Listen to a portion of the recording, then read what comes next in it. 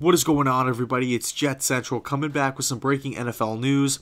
So quarterback Kirk Cousins intends to sign a 3-year, $84 million contract, fully guaranteed, with the Minnesota Vikings. And, this impacts the Jets heavily. But before I kind of get into that side of it, I just want to talk a little bit about the deal and the fit. From an outside perspective, I think this was a good move for Minnesota. I think he does come in and fit the system. I think he's pairing up with DiFilippo, who's obviously a really, really highly regarded offensive mind in football. So I like the fit from that aspect of it. Financially, I think you are getting him at a nice price, especially with how the market is going. I know a lot of people see the fully guaranteed and stuff, and that is a ton of money. But right now, a 3-year, $84 million contract for a franchise quarterback to a Super Bowl caliber team, that's the point of the game, to win the Super Bowl.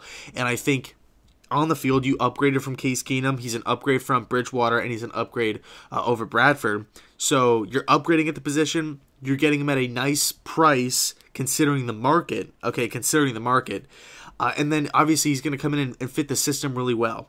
The Minnesota Vikings don't really have that many holes as far as team-wise. They have their defense in place. They have a running game.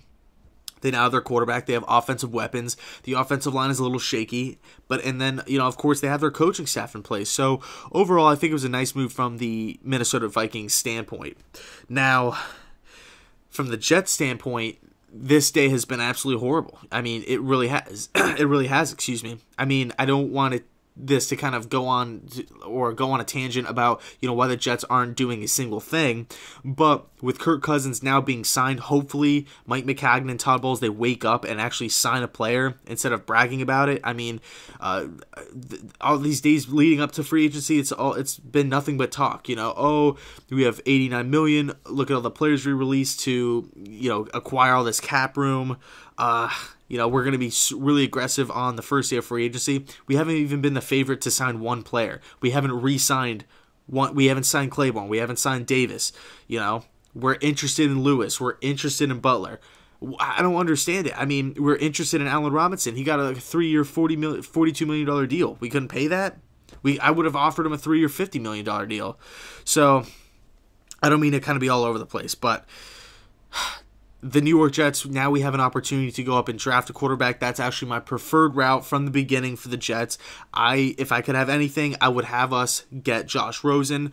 I would love Baker Mayfield. I would like Josh Allen. Sam Darnold, I would like him too. But I think Darnold and Allen and Baker, to an extent, need to sit for a little bit.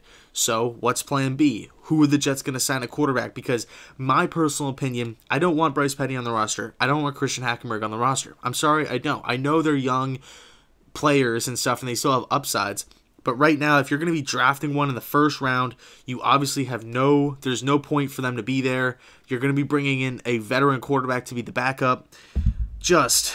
I just don't even want the headlines, or all the backstory pages just slamming the Jets like, oh, why do you keep Bryce Petty on the roster if you're drafting one in the first and all that stuff. So, Kirk Cousins is now gone.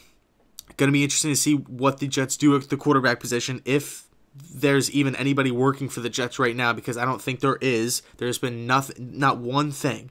There's not been one report that anybody's visited or they've been in negotiations with anybody. All I've seen today is that the Jets are interested in the Spencer Long, the center from Washington, and that we're interested.